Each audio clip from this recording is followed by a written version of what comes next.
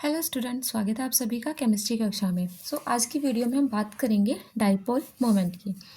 तो dipole moment क्या होता है, इसको कैसे निकालते हैं, इसकी यूनिट्स क्या होती हैं, ये कैसे बनता है, इसकी एप्लीकेशंस क्या हैं, इसके एग्जांपल्स क्या हैं, हम डिटेल में स्टडी करेंगे।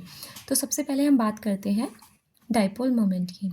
A dipole moment arises in any system where there is a separation of charge। जहाँ पर separation of charge होता है उस सिस्टम में डाइपोल मोमेंट बनता है। It is measurement of this separation. जो ये सेपरेशन होता है ये उसका मेजरमेंट है। जैसे यहाँ पर दिया हुआ है mu equals to q into r, जहाँ पर म्यू जो है वो डाइपोल मोमेंट है, क्यू जो है मैग्नीट्यूड ऑफ पार्शियल चार्ज, जो कि पॉजिटिव हो सकता है, नेगेटिव हो सकता है, ठीक है। और जो आर है वो क्या होता है, डिस्टेंस बिटवीन द चार्जेस। जो चार्जेस हैं उसका जो डिस्टेंस है, उनके बीच में जो डिस्टेंस है वो हमारा आर है। तो इन दोनों का जो मल्टीप्लाई है क्यू इंटू आर का, वो क्या होता है, डाइपोल मोमेंट। हम एक एग्जांपल लेके बात करते हैं। जैसे हम बात करते हैं HCl की, ठीक है। HCl जो होता है इसमें कौन सा बॉन्ड होता है, इसमें बॉन्ड होता है कोवेलेंट। कोवेलेंट बॉन्ड जैसे कि हमें पता है शेयरिंग ऑफ इलेक्ट्रॉन से बनता है, ठीक है। तो यहाँ पर जो ये बॉन्ड बना है दो इलेक्ट्रॉन्स के से मिलके बना हुआ है, यानी कि हाइड्रोजन का एक इलेक्ट्रॉन और क्लोरीन का एक इलेक्ट्रॉन मिलके एक जो बॉन्ड बना रहा है, तो वो कौन सा बॉन्ड बना रहा है, कोवेलेंट बॉन्ड। और जो ये बॉन्ड है ये क्या है, शेयरिंग का बॉन्ड है, ठीक है। ये इन पे दोनों की साझेदारी से बॉन्ड बना है, तो दोनों का ही एक तरीके से बोल सकते हैं कि दोनों के पास ही ये बॉन्ड है। मतलब ये दोनों इलेक्ट्रॉन जो हाइड्रोजन के भी हैं, ये दोनों ही इलेक्ट्रॉन क्लोरीन के भी हैं, ठीक है। इतनी बात समझ आई। अभी जब ये बॉन्ड बन गया है, जिसे हम कोवेलेंट बॉन्ड बन रहा है, तो क्या ये पॉसिबिलिटी है कि ये जो दोनों इलेक्ट्रॉन्स हैं, एक हाइड्रोजन का और एक क्लोरीन का, वो दोनों बीच में ही हो, ठीक है। तो जो बेसिकली इसका रूल है वो तो यही कहता है कि एक हाइड्रोजन का इलेक्ट्रॉन और एक क्लोरीन का इलेक्ट्रॉन दोनों बिल्कुल सेंटर में है, और ये दोनों इलेक्ट्रॉन क्लोरीन भी अपने बोलेगा और हाइड्रोजन भी क्या बोलेगा कि ये दो इलेक्ट्रॉन इसके हैं। लेकिन एक्चुअल में क्या होता है, एक्चुअल में क्या होता है, जैसे हाइड्रोजन जो है इसकी जो इलेक्ट्रोनेगेटिविटी होती है वो क्लोरीन से कम होती है, ठीक है। तो इलेक्ट्रोनेगेटिविटी जब क्लोरीन की ज़्यादा होगी तो ये जो इलेक्ट्रॉन है वो पार्शली मूव हो जाते हैं किसकी तरफ, क्लोरीन की तरफ। तो ये जो बॉन्ड है या जो इलेक्ट्रॉन है ये डिस्प्लेसमेंट हो जाता है। मतलब डिस्प्लेसमेंट प्रॉपर नहीं होता है, बस ऐसा होता है कि यहाँ से ही बीच में ना रह के ये थोड़ा सा किसकी तरफ हो जाता है, क्लोरीन की तरफ हो जाता है। यानी कि ये हाइड्रोजन और ये कोवेलेंट बॉन्ड इनके बीच में बना हुआ है, और जो दो शेयरिंग के इलेक्ट्रॉन्स हैं ये पास में चले जाते हैं किसके, क्लोरीन के। अब जब इलेक्ट्रॉन क्लोरीन के पास में चला जाता है तो इससे क्या होता है, इस पर एक चार्ज डेवलप हो जाता है, पार्शली नेगेटिव चार्ज आ जाता है क्योंकि इसके पास इलेक्ट्रॉन्स आ गए। और उससे क्या होता है, जब इस पर पार्शली पॉजिटिव आ गया तो इलेक्ट्रॉन इससे दूर गए हैं हाइड्रोजन से, तो इस पर पार्शली क्या आ जाता है, इस पर पार्शली पॉजिटिव चार्ज जो होता है वो जनरेट हो जाता है। इस पार्शली पॉजिटिव और नेगेटिव चार्ज जनरेट होने की वजह से अब इस मॉलिक्यूल में क्या आ गई है, पोलैरिटी आ गई है, ठीक है। पोलैरिटी आ गई है, ये मॉलिक्यूल पोलर बन गया है। और हम कह सकते हैं अब इसमें क्या होता है कि चार्ज है, दोनों के बीच में क्या हो गया, चार्ज आ गया। अब इस चार्ज जो हम बात कर रहे थे डिस्टेंस बिटवीन द चार्जेस, तो जब हम डाइपोल मोमेंट की बात करते हैं इस सिस्टम में, अगर हम डाइपोल मोमेंट की बात करें तो मैग्नीट्यूड ऑफ पार्शियल चार्ज, तो पार्शली जो चार्जेस हैं पॉजिटिव और नेगेटिव, इनका जो मैग्नीट्यूड मल्टीप्लाई बाय किससे, डिस्टेंस बिटवीन द चार्जेस, और चार्जेस के बीच का जो डिस्टेंस है आर, हम कहीं कहीं आपको डी भी देखने को मिलेगा, ठीक है। Mu equals to q into d भी हम लिख देते हैं, और कहीं कहीं हम आर भी लिख देते हैं, दोनों ही ठीक है, ठीक है। बस आपको यहाँ पर बताना होगा कि आर का मतलब क्या है या डी का मतलब क्या है, ठीक है। तो आप अगर ये भी लिख रहे हो mu equals to q into d, तो ये भी क्या है, सही होता है, ठीक है। तो यहाँ पर डी क्या हो गया, डी इक्वल्स टू सिंपल हो गया, या हम यहाँ पर और जी, तो डी इक्वल्स भी क्या होता है, डिस्टेंस बिटवीन द चार्जेस हो गया। तो यहाँ पर इस मॉलिक्यूल्स में क्या हो गया, डाइपोल्स मोमेंट आ गया है। अब डाइपोल आ गया है, डाइपोल बनने की वजह से, यानी कि डाइपोल हो गया ना, दो पोलरिटी आ गई, पॉजिटिव और नेगेटिव। अब ये डाइपोल हो गया है तो इस वजह से इसमें क्या आ गया, डाइपोल मोमेंट आ गया। अब जो सेपरेशन ऑफ हुआ है, जैसे कि हमने यहाँ पर बोला है, ये dipole moment arises in any system where there is a separation of charge. तो यहाँ पर इस सिस्टम में क्या है, सेपरेशन ऑफ चार्ज है, और इस सेपरेशन चार्ज का मेजरमेंट ही क्या कहला रहा है, डाइपोल मोमेंट कहला रहा है, ठीक है। आई होप कि आपको समझ में आया होगा। अब हम बात करते हैं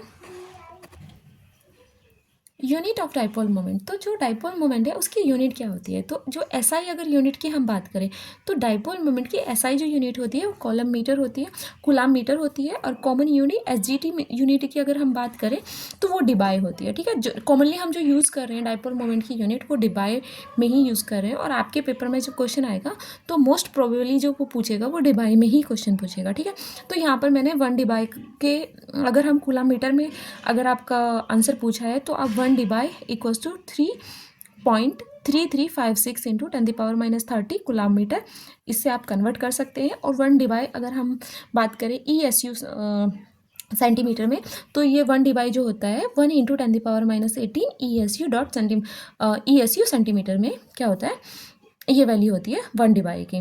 तो ये 1 डिबाई की दोनों में ही वैल्यू दी गई है, कूलाम मीटर में भी और ESU सेंटीमीटर में भी। मोस्ट प्रोबेबली आपसे ये वाली पूछी जा सकती है, ESU सेंटीमीटर में जनरली पूछते हैं क्वेश्चंस में।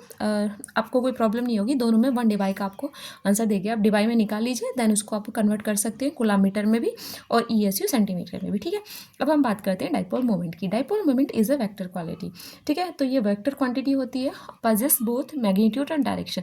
इसमें मैग्नीट्यूड भी होता है और डायरेक्शन भी होती है। तो डायरेक्शन क्या होती है बाय कन्वेंशनल इन केमिस्ट्री? तो अगर हम केमिस्ट्री की बात करें, जो डाइपोल मोमेंट वेक्टर होता है वो रिप्रेजेंट किया जाता है by an arrow pointed from the positive to negative centre, symbolising the shifting of the electron density. तो यहाँ पर जो डाइपोल मोमेंट होता है वो एक एरो से हम रिप्रेजेंट करते हैं। मान लीजिए ये हमारा कोई ए है और ये बी है, इस पर पार्शली नेगेटिव चार्ज है, इस पर पार्शली कौन सा चार्ज है, पॉजिटिव चार्ज है। तो यहाँ पर जो पॉजिटिव टू नेगेटिव आपका एरो जा रहा है, ये इसका क्या दिखा रहा है, वेक्टर रिप्रेजेंट कर रहा है कि आपका जो शिफ्टिंग ऑफ इलेक्ट्रॉन किस तरफ हो रही है, इलेक्ट्रॉन की जो डेंसिटी है किस तरफ शिफ्ट हो रही है। यानी कि ए से इलेक्ट्रॉन डेंसिटी कहाँ पर शिफ्ट हो रही है, बी की तरफ शिफ्ट हो रही है, जिस वजह से इस पर पार्सली नेगेटिव आ रहा है और ए पे क्या आ रहा है, पार्सली पॉजिटिव। तो जब भी हम डाइपोल मोमेंट का जो वेक्टर है उसको प्रेजेंट करेंगे, उसको हम उधर की माइनस जो नेगेटिव चार्ज होगा उसकी तरफ इसका एरो को हम पॉइंटेड करेंगे। ठीक है, तो ये हो गया डाइपोल मोमेंट। तो अभी हमने बात की है डाइपोल मोमेंट क्या होता है और यूनिट ऑफ डाइपोल मोमेंट। ठीक है, और यहाँ पर हमने देख लिया है कि केमिस्ट्री में जो हम यूजुअली यूज़ करते हैं वो डाइपोल मोमेंट के लिए जो वेक्टर यूज़ करते हैं उसका एरो किसकी तरफ होता है, नेगेटिव की तरफ जाता है, और वो सिम्बलाइज करता है the shift of the electron density, कि इलेक्ट्रॉन की जो डेंसिटी है वो किधर की तरफ शिफ्ट हो रही है। अब हम बात करते हैं origin of dipole moment in A molecule. किसी भी मॉलिक्यूल में जो डाइपोल मोमेंट है वो कैसे बनता है। ठीक है, तो फर्स्ट जो है ड्यू टू इलेक्ट्रोनेगेटिविटी डिफरेंस। तो इलेक्ट्रोनेगेटिविटी डिफरेंस जब आएगा तभी क्या होगा, शिफ्टिंग ऑफ इलेक्ट्रॉन्स जो होंगे, इलेक्ट्रॉन डेंसिटी होगी। तो जैसे हमने पहले भी एग्जाम्पल लिया था HCl, तो यहाँ पर क्या है, इलेक्ट्रोनेगेटिविटी में क्या होता है, डिफरेंस होता है। इलेक्ट्रोनेगेटिविटी डिफरेंस होने की वजह से जो इलेक्ट्रॉन्स होते हैं वो किधर की तरफ शिफ्ट होने लगते हैं, मोस्ट इलेक्ट्रोनेगेटिव एटम की तरफ शिफ्ट होने लगते हैं। और जैसे ही ये इलेक्ट्रॉन्स जो है मोस्ट इलेक्ट्रोनेगेटिव एटम की तरफ शिफ्ट होने लगते हैं, तो जो हम इसको ऐसे लिख सकते हैं कि जो Cl है उस पर क्या आ जाता है, पार्सली नेगेटिव चार्ज, और हाइड्रोजन पे क्या आ जाता है, पार्सली पॉजिटिव चार्ज आता है। तो यहाँ पर क्या हो जाता है, एक पोल बन जाता है। तो अभी क्या, इस वजह से इसमें क्या आ जाता है, डाइपोल मोमेंट बन जाता है।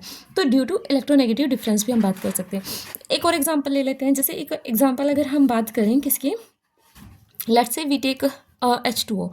ठीक है, तो H2O में क्या होता है कि ऑक्सीजन पे क्या आ जाए, ऑक्सीजन इलेक्ट्रोनेगेटिव है और यहाँ पर हाइड्रोजन एंड हाइड्रोजन। ठीक है, तो ऑक्सीजन क्या होता है, हाइड्रोजन से मोर इलेक्ट्रोनेगेटिव होता है, इस वजह से इस पर क्या आ जाती है, पार्शली नेगेटिव चार्ज आ जाएगा, और इस पर क्या आ जाएगा, पार्शली पॉजिटिव चार्ज, और इस पर पार्शली पॉजिटिव चार्ज।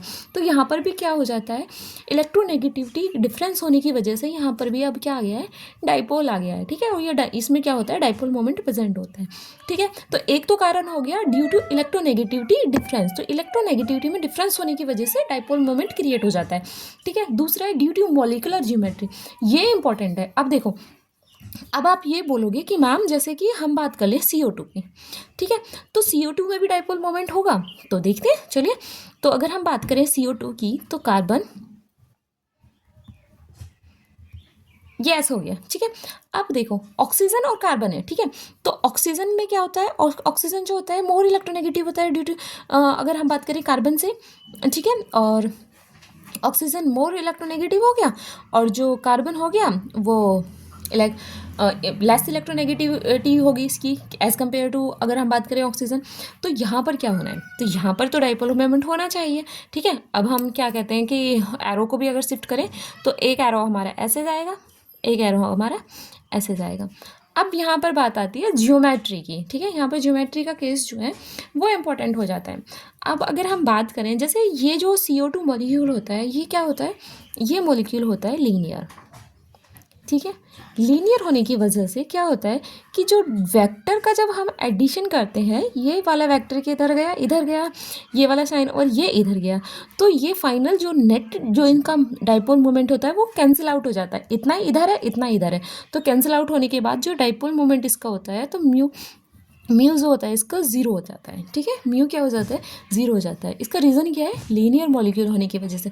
अब हम बात कर लेते हैं H2O की। अभी हमने बात की थी ना, H2O में डाइपोल मोमेंट होता है।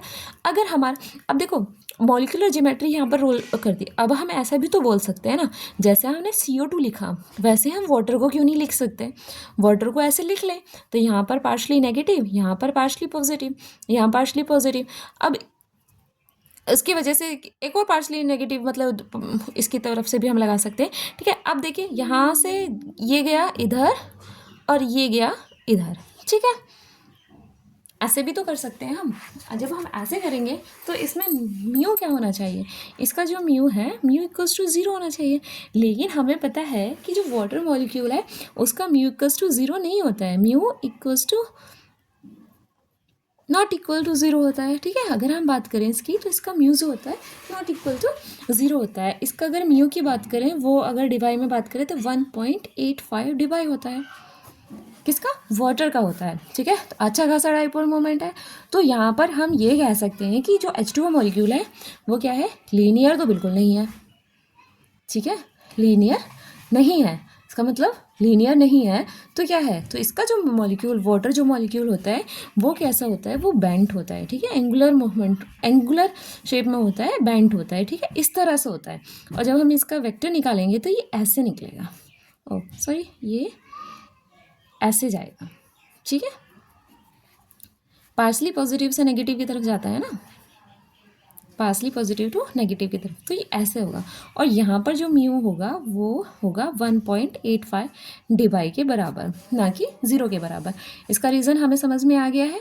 तो ड्यू टू मॉलिक्यूलर ज्योमेट्री और ड्यू टू इलेक्ट्रोनेगेटिव डिफरेंस, ये दो पॉइंट्स हैं जिससे हम डाइपोल मोमेंट बता सकते हैं किसी मॉलिक्यूल में, कि डाइपोल मोमेंट होगा उसमें, नहीं होगा, ठीक है। तो सिंपल सिर्फ इलेक्ट्रोनेगेटिविटी के बेसिस पे हम नहीं कह सकते हैं कि डाइपोल मोमेंट प्रेजेंट हो गई।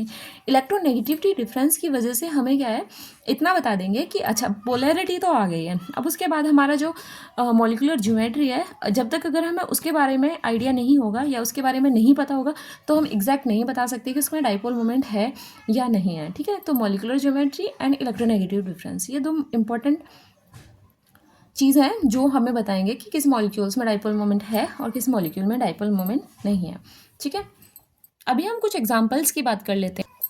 हम कुछ एग्जांपल्स देख लेते हैं। वैसे तो ये तीनों ही मैं डिस्कस कर चुकी हूँ, लेकिन अभी थोड़ा अच्छे से डिटेल में हम इसको डिस्कस कर लेते हैं। एग्जांपल ऑफ डाइपोल मोमेंट्स के एग्जांपल्स देख लेते हैं। पहले हम बात करेंगे HCl की। HCl जो मॉलिक्यूल होता है, तो सबसे पहले दो पॉइंट है, हम दोनों पॉइंट पर बात करेंगे। फर्स्ट, इलेक्ट्रोनेगेटिविटी डिफरेंस, ठीक है। तो इलेक्ट्रोनेगेटिविटी डिफरेंस इसमें है, हाँ है, ठीक है। इलेक्ट्रोनेगेटिविटी डिफरेंस होता है हाइड्रोजन और अगर हम बात करें Cl की, तो इनके बीच में इलेक्ट्रोनेगेटिविटी डिफरेंस होता है। इस वजह से इसमें क्या आ जाता है, पार्सली पॉजिटिव चार्ज आ जाता है और इसमें पार्सली नेगेटिव चार्ज आता है। अगर हम इसकी ज्योमेट्री की बात करें तो इसकी ज्योमेट्री कैसी होती है, इसकी जो ज्योमेट्री होती है वो होती है, ये मतलब लीनियर होता है। ये क्या होता है, लीनियर होता है। और यहाँ पर अगर हम वेक्टर देखें तो इसका जो साइन जाएगा वो ऐसे जाएगा, यहाँ पर कोई कैंसिलेशन नहीं हो रहा है, ठीक है। तो हम सिंपल इसका मैग्नीट्यूड निकालेंगे तो इसका जो म्यू होगा, mu not equal to zero होगा, ठीक है। ऐसा भी लिख सकते हैं अगर आपको एग्जैक्ट वैल्यू याद नहीं है। इन केस जब आप पेपर में लिख रहे हो, आपको पता है HCl आपने बना दिया, उस पर पार्सली पॉजिटिव नेगेटिव डाल दिया आपने, वेक्टर का साइन दिखा दिया है, आपने बता दिया दोनों के बीच में इलेक्ट्रोनेगेटिविटी डिफरेंस है, इस वजह से पोलर मॉलिक्यूल्स है ये, और इसकी जो ज्योमेट्री है वो लीनियर होती है। तो आप सिंपल बोल सकते हैं कि जो इसका डाइपोल मोमेंट होता है वो नॉट इक्वल टू ज़ीरो होता है, ठीक है। और एग्जैक्ट अगर वैल्यू की बात करें तो जो इसका म्यू होता है, म्यू इक्वल्स टू होता है 1.03 डिबाई, ऑलमोस्ट 1 डिबाई के बराबर इसका क्या होता है, डाइपोल मोमेंट होता है। ठीक है, अब हम बात करें H2O की। H2O में भी हमने देखा है कि इसमें ना इलेक्ट्रोनेगेटिव जो फर्स्ट हमारा इलेक्ट्रोनेगेटिविटी डिफरेंस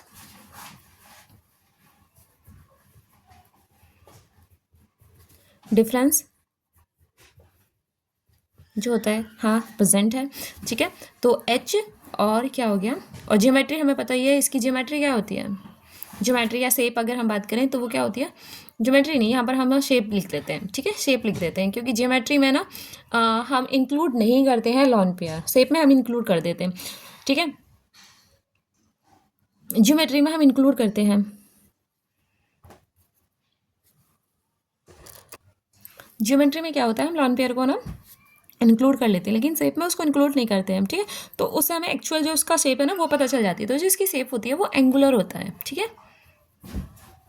एंगुलर बोल सकते हैं, या हम और बेंट भी इसको बोलते हैं। ठीक है, बेंट होता है ना, तो इस तरह से इसको हम बना लेते हैं। ये H2 हो गया, यहाँ पर क्या होता है, पार्शली नेगेटिव चार्ज होता है, यहाँ पर पार्शली पॉजिटिव, पार्शली पॉजिटिव। ठीक है, अब वेक्टर जो जाएगा वो कैसे जाएगा, वेक्टर की डायरेक्शन जो होगी positive to negative, positive to negative, ये हो गया। तो इसका मैग्नीट्यूड जो होता है म्यू इक्वल्स टू, यहाँ पर क्या होता है, ज़ीरो नहीं होता है, इसका भी कुछ अमाउंट होता है जो भी मैंने पहले बताई है।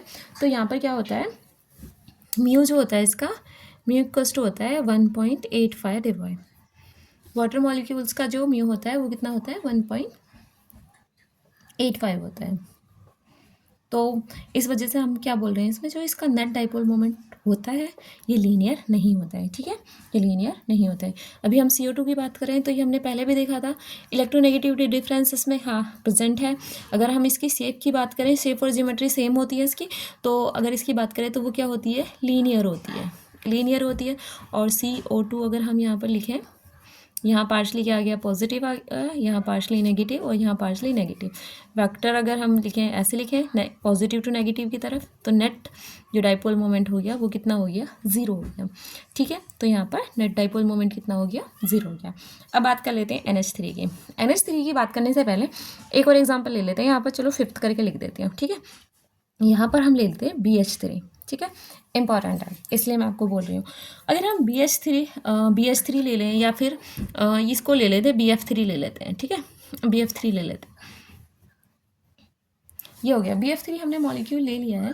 तो अगर इस केस में हम बात करें तो जो BF3 है इसका जो स्ट्रक्चर्स होता है वो क्या होता है, ट्रायंगुलर प्लेनर होता है। पहले बात करते हैं इलेक्ट्रोनेगेटिविटी डिफरेंस की। इलेक्ट्रोनेगेटिविटी डिफरेंस है, हाँ इलेक्ट्रोनेगेटिविटी डिफरेंस तो है बोरॉन और फ्लोरीन। ठीक है, फिर उसके बाद सेकंड जो आती है इसकी ज्योमेट्री और शेप की बात करें तो वो क्या होता है, ट्रायंगुलर प्लेनर होती है, ट्रायंगुलर प्लेनर होती है। और जो चारों मॉलिक्यूल्स होते हैं BF3 वाले, ये क्या होते हैं, सेम डायरेक्शन में होते हैं, सेम उसमें सेम प्लेन में होते हैं। सेम प्लेन में होने की वजह से क्या होता है, सेम प्लेन में होने की वजह से इसके जो सारा जो अगर वेक्टर की जब हम एडिशन निकालते हैं तो वो क्या होता है, वो ज़ीरो, नेट जो निकलता है वो नेट ज़ीरो निकलता है।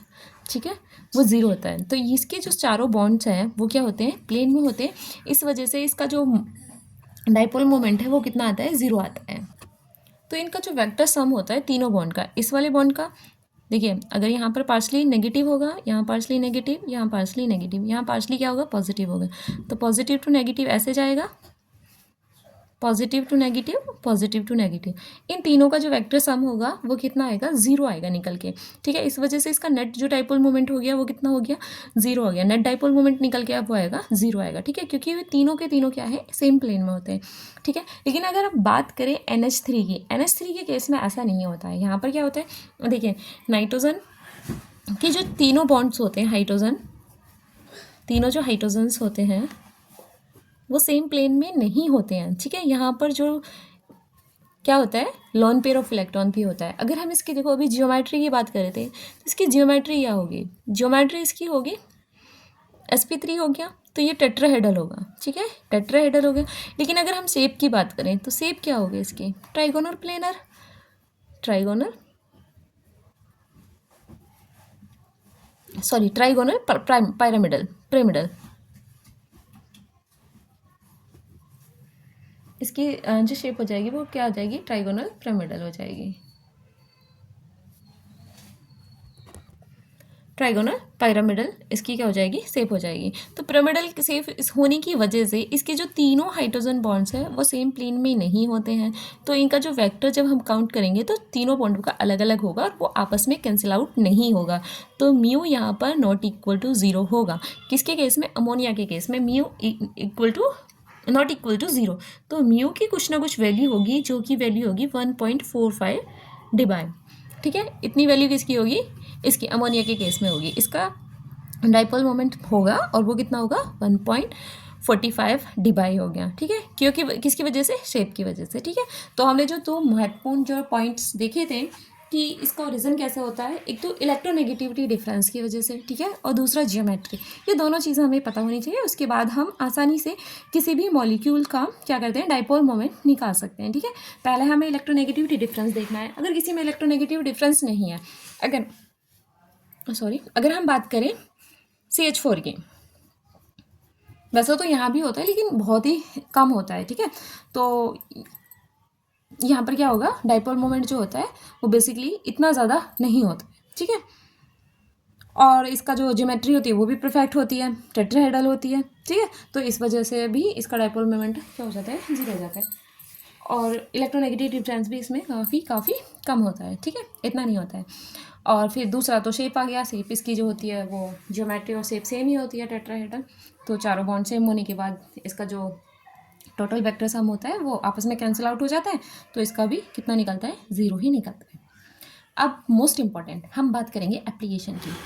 डाइपोल मोमेंट हम इतनी देर से पढ़ रहे हैं तो इसका कुछ तो यूज़ होगा, कुछ तो एप्लीकेशंस होंगी। तो इसकी क्या क्या एप्लीकेशंस हैं, ठीक है, जो हम डाइपोल मोमेंट के यूज़ करके हम निकाल सकते हैं। Most important geometrical isomer. तो जो ज्योमेट्रिकल आइसोमर्स होते हैं आपने पढ़ा होगा, सिस और ट्रांस। ठीक है, तो dipole moment are the crucial tool for distinguishing between geometrical isomer. तो ज्योमेट्रिकल आइसोमर्स को हम कैसे पहचानें, डाइपोल मोमेंट से हम पहचान सकते हैं। ठीक है, डाइपोल मोमेंट से हम क्या कर सकते हैं, ज्योमेट्रिकल आइसोमर्स पहचान सकते हैं, अलग कर सकते हैं। ठीक है, हमें पता चल जाएगा कि कौन सा है, सिस है या ट्रांस है।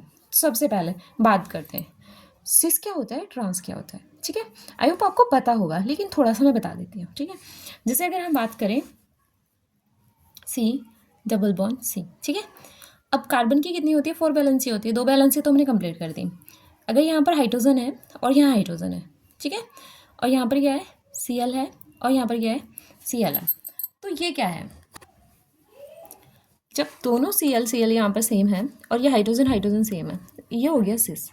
ठीक है, अगर इनको अलग कर दें, C≡C, यहाँ तो हाइड्रोजन है लेकिन यहाँ Cl कर दें, यहाँ Cl कर दें और यहाँ हाइड्रोजन कर दें, दोनों क्या हो गया, डिफरेंस हो गया, तो ये क्या हो गया, ट्रांस हो गया।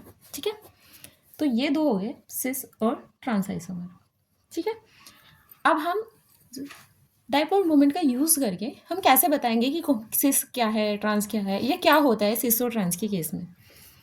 तो जो सिस होता है उसमें म्यू जो होता है नॉट इक्वल टू 0 होता है। ठीक है, बट ट्रांस के केस में कैंसिल आउट हो जाता है। ठीक है, कैंसिल आउट होने की वजह से क्या होता है, म्यू इक्वल्स टू 0 हो जाता है। जो ट्रांस आइसोमर होता है उसका डाइपोल मोमेंट 0 होता है, और जो सिस आइसोमर होता है उसका डाइपोल मोमेंट कुछ ना कुछ रहता है। ठीक है, उसका डाइपोल मोमेंट 0 नहीं होता है। तो कुछ एग्जांपल ले लेते हैं। जैसे अगर हम बात करें डाइब्रोमोइथिलीन की बात कर लेते हैं। C≡C डाइब्रोमोइथिलीन है, HH Br और Br। ठीक है, ये हो गया सिस फॉर्म हो गई। इसकी ट्रांसफॉर्म बना लीजिए, HBr H एंड इधर क्या आ गया, Br, ये इसकी ट्रांसफॉर्म हो गई। तो ट्रांसफॉर्म तो हमें पता ही, म्यू इक्वल्स टू 0 ही होने वाली है। ठीक है, कैंसिल आउट हो जाएगा। लेकिन सिस में म्यू नॉट इक्वल टू 0, कुछ ना कुछ तो वैल्यू होगी। क्या वैल्यू होती है इसकी वैल्यू होती है 1.4 डिवाइन। ठीक है, अच्छी खासी वैल्यू होती है अमोनिया जितनी, देखिए 1.45 होता है ना, तो 1.4 इतनी वैल्यू हो जाती है किसकी, सिस की। और ट्रांस की क्या हो रही है, 0।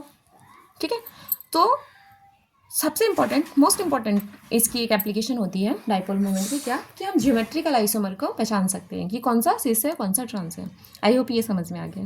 अगर आपको समझ में नहीं आती है कुछ भी चीज़ें तो आप कमेंट बॉक्स में कमेंट कर सकते हैं। सेकेंड, हम बात करेंगे सब्स्टिट्यूटेड बेंजीन की। अब इसको हम कैसे पहचान सकते हैं? डाइपोल मोमेंट से हम पहचान सकते हैं, ठीक है, कि सब्स्टिट्यूटेड बेंजीन है। अगर हम सिंपल बेंजीन की बात करें, देखिए ये है सिंपल बेंजीन, इसका डाइपोल मोमेंट क्या होगा? बेंजीन का जो डाइपोल मोमेंट होता है म्यू इक्वल्स टू 0 होता है, ठीक है। चलिए अब हम बात करते हैं क्लोरोबेंजीन की। ये क्या है? क्लोरोबेंजीन।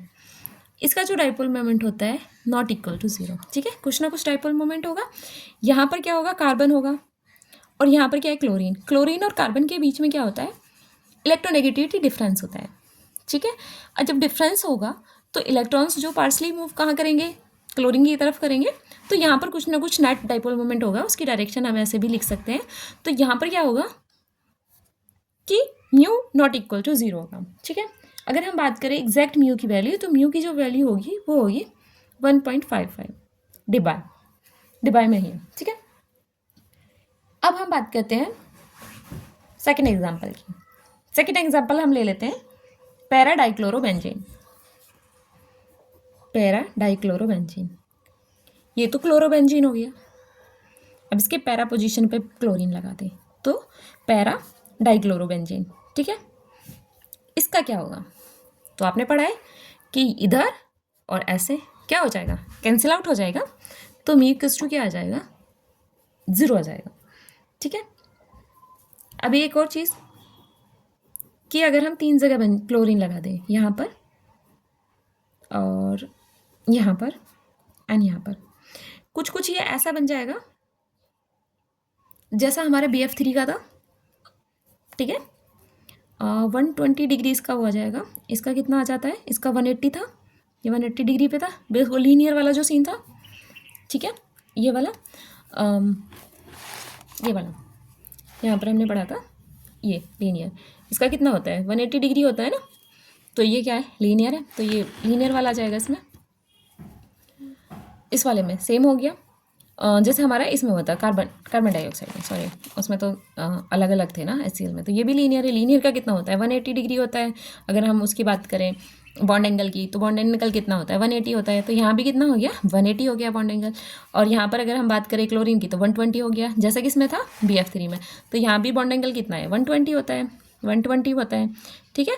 तो सेम वही यहाँ पर लगेगा। यहाँ पर तो हाइड्रोजन ही है, ये तो हाइड्रोजन ही है, यहाँ पर बॉन्ड्स है। तो यहाँ भी क्या हो गया? म्यू इक्वल्स टू 0 होगा। म्यू इक्वल्स टू क्या होगा? 0 होगा। अब हम बात करते हैं हाइड्रोक्सिल बेंजीन की। हाइड्रोक्सिल बेंजीन की, तो यहाँ पर क्या होगा?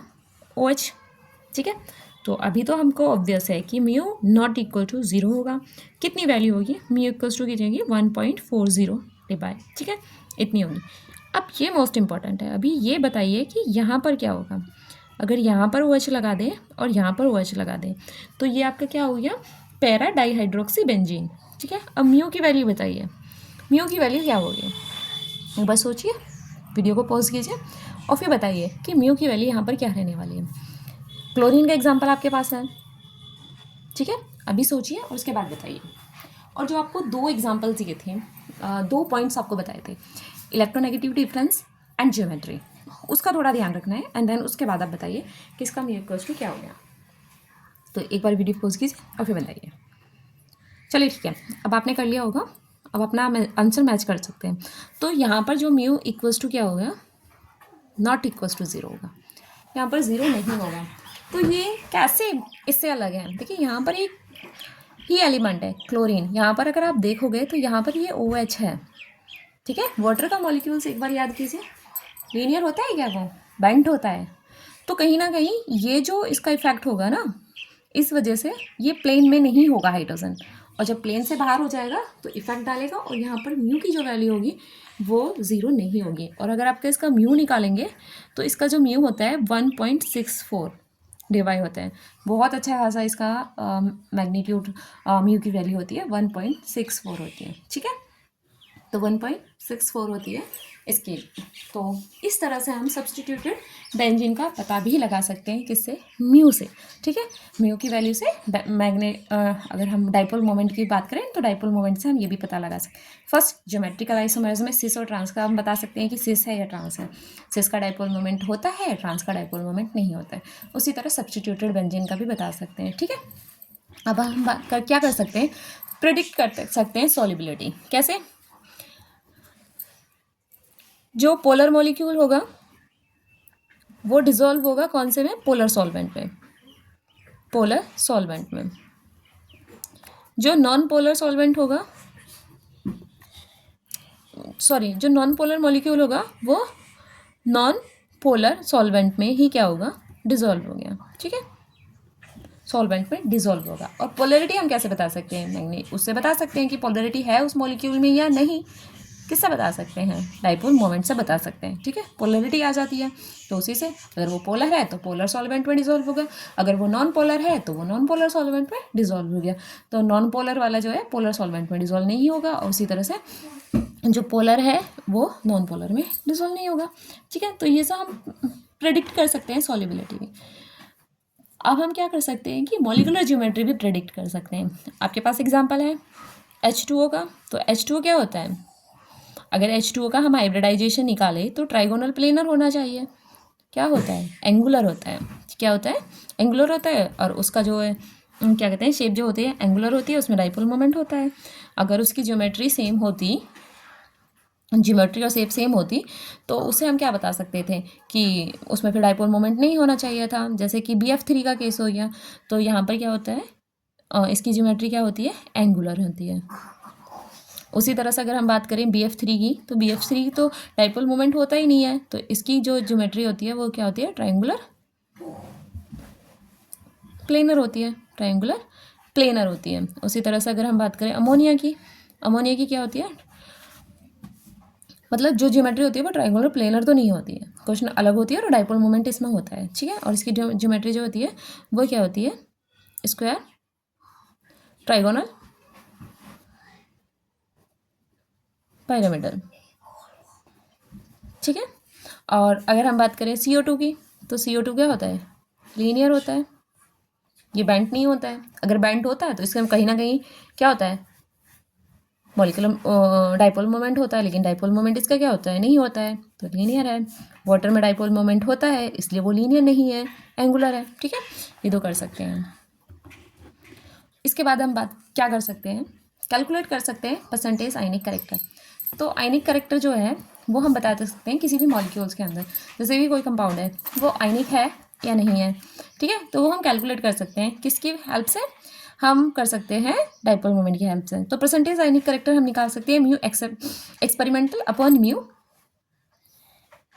कैलकुलेटेड। ठीक है, म्यू आयनिक जो होता है, तो जो म्यू ऑब्जर्व और जो कैलकुलेटेड होता है उससे हम क्या निकाल सकते हैं, परसेंटेज आयनिक करेक्टर निकाल सकते हैं। तो जो आयनिक का जो म्यू है वो, और जो एक्सपेरिमेंटल जो म्यू आया है वो इंटू 100, तो हम क्या निकाल सकते हैं, percentage ionic character with the help of dipole moment हम निकाल सकते हैं। तो ये था डाइपोल मोमेंट। आई होप आपको समझ में आया। पूरी क्लास में आपको कोई भी डाउट है कहीं से भी तो आप कमेंट कर सकते हैं, and then I will try to reply your questions answer. Okay, I hope ये वीडियो आपके लिए हेल्पफुल रहे। Thank you.